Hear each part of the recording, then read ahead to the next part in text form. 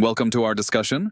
Today we're diving deep into the Cambodian Elections Conference Report, which really lays out a whole spectrum of challenges from enforcement to voter education.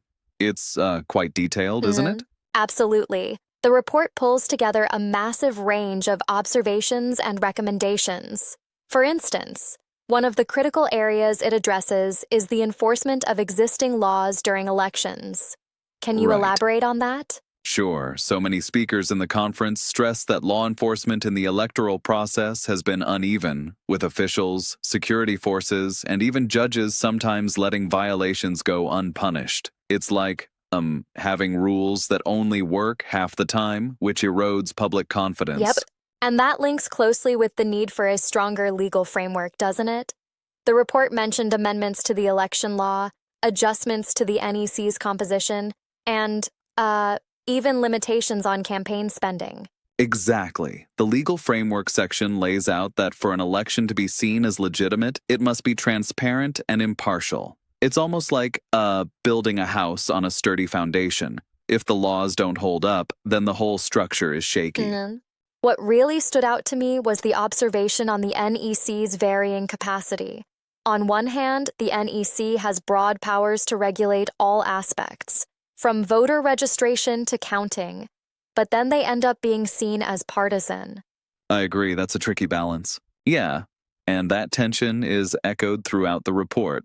The recommendations call for the NEC to be restructured as an independent commission, with truly neutral officials recruited from a balanced committee. Right. This restructuring is critical for improving fairness. Switching gears a bit, let's talk about voter registration, which was another huge part of the report.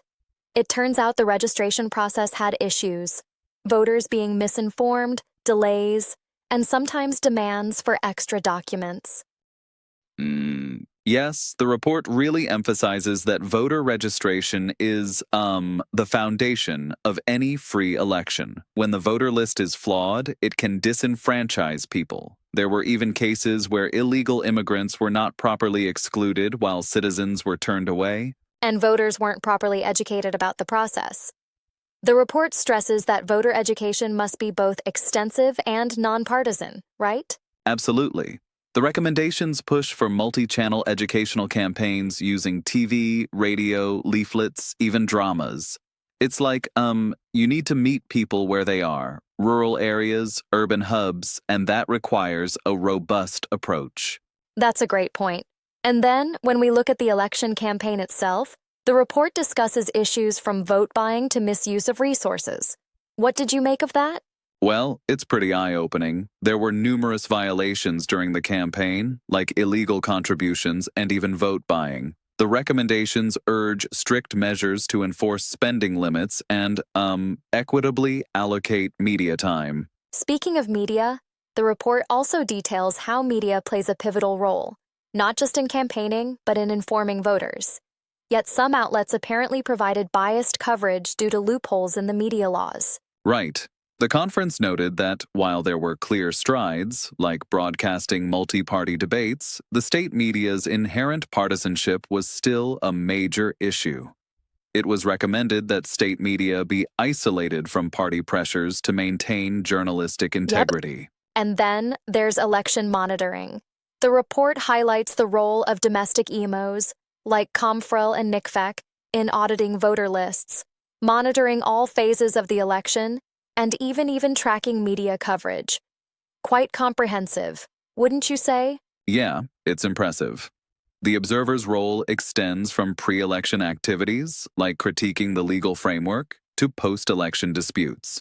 They even suggested that auditors should be from different districts to avoid local biases. But, I wonder, don't you think it might be overly optimistic?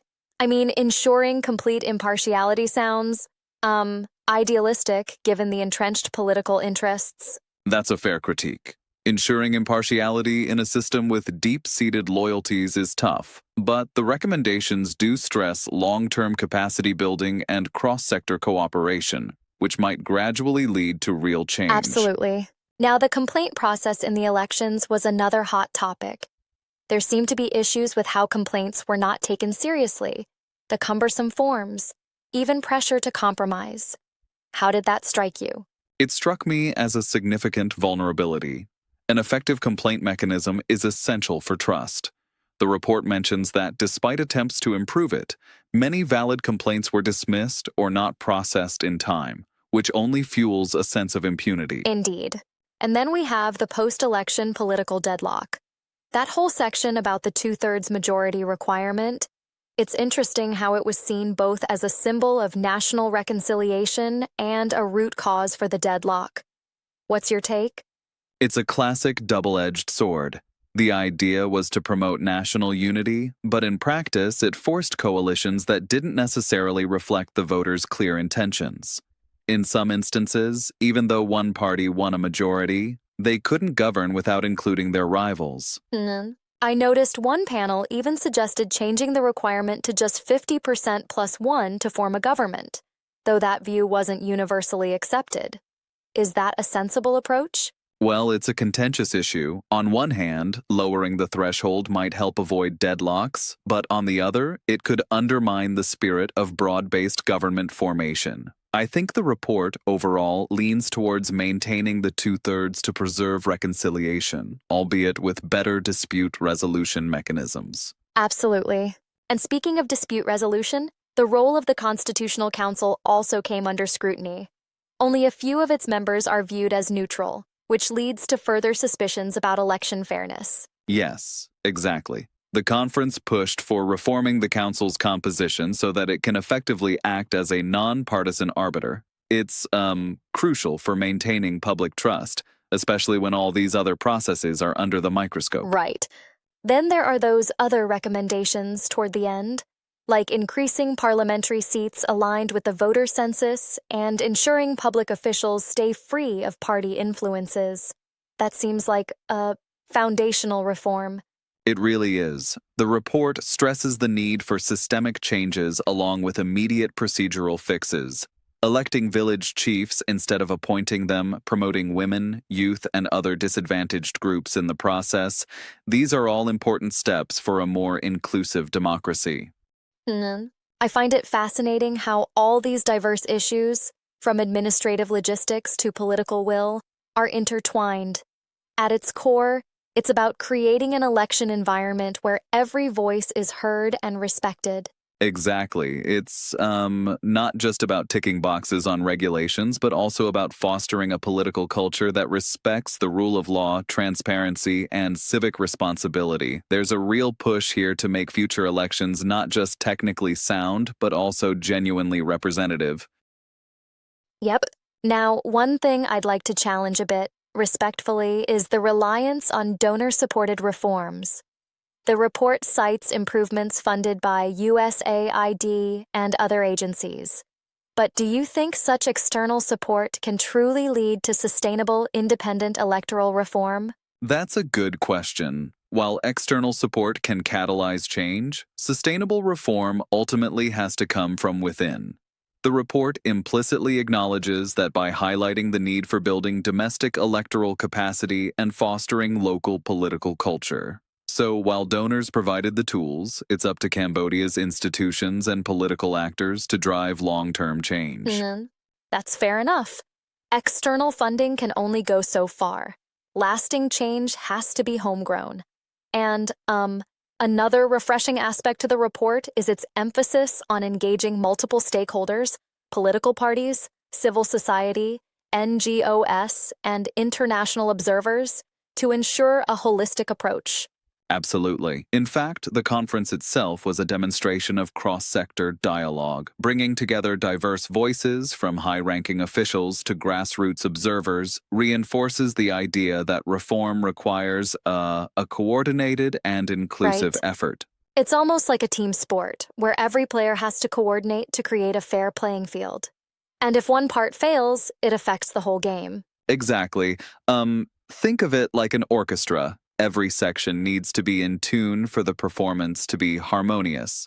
When enforcement, legal frameworks, administration, voter education, and media integrity come together, you get a symphony of democracy, even if there are occasional missteps. I love that analogy. and it really highlights how intricate and interdependent the electoral process is. Every recommendation in the report seems designed to address those gaps holistically rather than piecemeal. Right. It's a comprehensive blueprint for reform. While the report is rooted in the context of Cambodia in 2004, many of its insights about fairness, transparency, and accountability are relevant to electoral processes around the world. Absolutely. It's been eye-opening discussing this in such depth. The report not only critiques past shortcomings, but also offers a constructive path forward. I mean, hopefully, these recommendations will continue to inform future reforms. I couldn't agree more. It's a reminder that electoral integrity isn't static. It requires constant review, adaptation, and commitment from all corners of society. Thanks for this engaging discussion. Yep. Until next time.